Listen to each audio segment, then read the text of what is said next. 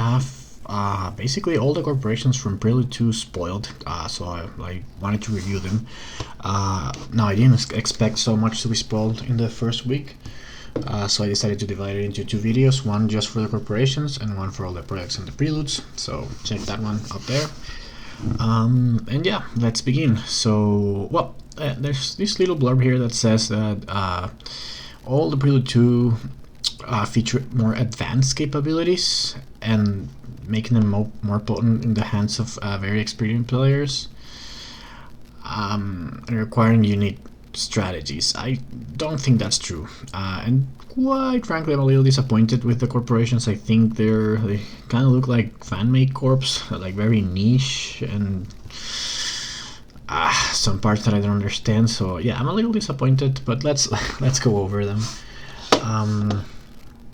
So yeah, here, this is the image they posted. It has all 5 corporations, so I think this is it for Prelude. And yeah, let's start from top right. Ecotec might be my favorite of the bunch. So it's let's just read it. So microbe and plant tag, it starts with 42 in plant production, and the effect whenever you play one of the green tags, you either gain a plant or a microbe to any card. Now that to any card is important, because if you get one good microbe card, and there aren't many, but if you get one good one, then you can really exploit this. Otherwise, yeah, you'll get some extra plants. I mean, what is this? Like a few. This corp is basically on a place between the production and the bonus, maybe 2.5, 3 greeneries more, if you manage to play 16 of those tags plus the plant production. So this one's fun. I like it. I really wish it could give me an animal too, so it would be basically viral enhancers.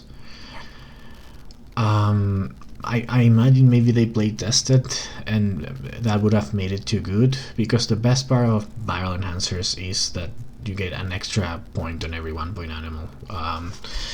So yeah, I really wish it had that. There really aren't any microbes that are, you know, that good. Yeah, there's a few that terraform every 2 microbes. Those are pretty decent. There's one in Venus that gives you 1 per 2 victory points, and then there are things like Psychophiles, but none like, would you rather take the plant? Probably, in most cases. So this is just like extra plant production, and nice thing, the 2 tags actually will trigger 2 plants to begin with.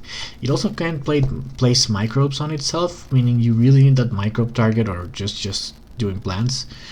But I mean, I think this one's fine. I just wish it had that animal, but I just imagine they maybe play tested with the animal, and it was maybe too powerful to get viral enhancers from the beginning, or so.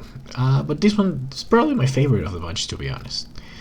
Now let's move to Nirgal Enterprises, so the second one, and this is where the problems begin. So the effect, awards and milestones always cost 0. Now this, I'm not sure what to make of this. If it's very overpowered, or I mean, I think it is. But it's also not for experienced players, because like one of the things that I feel like you get better the more you play is knowing when to take the milestones. And I have a series of videos that, you know, have a touch on that, on like how long can you wait to take a milestone. And with this one, you just, you know, you space 0 as soon as you get it and you take it. There's nothing to think. So it doesn't feel like it's more powerful in the hearts of unexperienced players. It feels like it actually levels the playing field, because now you don't have to think about whether to invest in points early and decline your economy, or risk losing the milestone. So yeah, for milestones at least, it's just way easier to play. For awards, so this for awards is more interesting, because you can take, sometimes the first award is taken like just slightly after mid game if it's clear, but just being able to pay 0 just to push the cost, it's really powerful. And that last award, which isn't always claimed, well, you can probably claim that, and you're saving 20 which is a lot. So for the awards are a bit more powerful, but I don't think they require more skill to like exploit this ability. Now to the part that really bothers me about this card is just the rest of the card. So they just like gave it didn't know what to complement this effect with, and gave it 3 random productions and 3 random tags that match those productions. I mean, it's nice that you get a plant tag and a building tag, and yeah, those productions can be useful for like a city and green strategy, but what does that have to do with milestones? Like, I don't know, it feels random. It feels like 2 random things. Starting capital, I don't have much to say about that. I figure it's low because the effect might be too powerful. Okay, next up, and this is probably the better design. It's not my favorite. I think I like Ecotec better. It feels more fun, but this is probably the one that's has the best design of all the 5. And yeah, Palladin Shipping. So you start with 36 and 6 titanium space tag. Whenever you play a space event, you get a titanium, which is really good. It's like half optimal air braking. But then you can use 2 titanium to raise the temperature once per turn. And this corp is basically what UNMI wishes it could be. Because remember, UNMI is a corp that can give you, for a very cheap price, 1 extra TR per turn. The problem is it has a really hard time to do it because of the prerequisite of that ability, which is getting another TR, especially early. This one can also gain 1 TR per turn. It's a better TR because it's a temperature step, so you can actually rush a parameter and get TRs that other players can't get anymore. It does cost double, but it has no prerequisite. So yeah, this is what UNMI wishes it be, and it synergizes with itself a lot. So like you don't need the titanium production as long as you play a few space events early. You'll need it eventually for sure. But if you play 1 space event in the first 3 turns, you can do this ability the first 3 turns and just focus on your economy the rest of the time, which is also, you know, doing titanium. So I think this is a really good design. I'm not sure about. I think it's powerful, but you probably need to complement with some planned production to rush the game, or yeah, I'm not sure. And it's a low starting capital. It's 36. They're all low actually. But yeah, this one I would say it's not. It doesn't sound like the most fun to me, although actually it could be. But the thing is, when I play titanium, I like to go for points and not for terraforming. So that's the part that I go. Maybe not so much for me, but definitely the best design here, and probably the corporation most players will want to play. I'm not sure about power level yet. Okay, now we start with the bigger problems. So there's Sagitta. So Sagitta, no tax. You start with 28, 2 mercury production, 1 energy production, and you draw a card with no tax. And the effect is when you play a card with no tax, including the corporation itself, I assume. So it really starts with 32. You gain 4 mega credits. When you play with cards with exactly 1 tag, you gain 1. And the thing here, my problem with this is that cards without tags are really not that exciting. I actually went and looked for like ones that I liked, and there isn't much. Like Lake Marineris, but it's late. Protecting habitats, but it's, you know, for one particular strategy. And what else? Trade Envoys was the one I liked the most, probably. But yeah, I really didn't find that many that I liked. So, and it's not that they're all bad. It's just that they're like, I mean, there's no theme to it, and yeah, there aren't that many really. I think there's 25 projects. Now it's much better with preludes. There's quite a few preludes with no tags, and I didn't go and count how many because that actually might change a lot with this expansion. But there are like Metals Company's prelude with no tags. That's great. There's a few of the terraforming ones. I think most of the terraforming ones have no tags, and those are great too. So yeah, for Prelude it'll be good, but that's 2 cards, so it'll get you 8 cash plus the corporation max. That will take you to 40, which is still mediocre. And you draw one. The 1 tag bonus, I assume they added this because the card was initially a bit underpowered, but it just feels like an afterthought. And like, I mean, there's a bunch of cards with 1 tag, so you get a discount of 1 on a lot of cards, or a rebate.